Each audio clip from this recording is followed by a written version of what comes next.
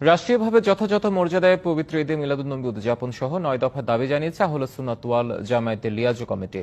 সকালে রাজধানীর সেগুনবাগিচায় ঢাকা রিপোর্টার্স ইউনিটিতে সংবাদ সম্মেলনে এসব দাবি তুলে ধরা হয়। এ সময় লিয়াজু কমিটির সদস্য মুফতি আবুল কাশেম ফজলুল হক বলেন, পবিত্র ঈদে মিলাদুন্নবী উপলক্ষে সারা দেশে মিলাদ মাহফিল, সেমিনার, ইসলামিক সাংস্কৃতিক অনুষ্ঠান, জশ্ন জুলুস সহ সব আয়োজন নির্বিঘ্নে ও যথাযথভাবে পালন নিশ্চিত করতে হবে। পরে মাওলানা খাজা আরিফুর রহমান তাহেরি 9 দফা দাবি পেশ করেন। বলেন, পিছিয়ে পড়া মাদ্রাসা শিক্ষাকে সচল রাখতে অন্তর্বর্তীকালীন সরকারকে প্রয়োজনীয় উদ্যোগ গ্রহণ করতে হবে এবং একই সাথে শিক্ষকদের গায়ে হাত তোলার মতো জঘন্য অপরাধের লাগাম টানতে হবে।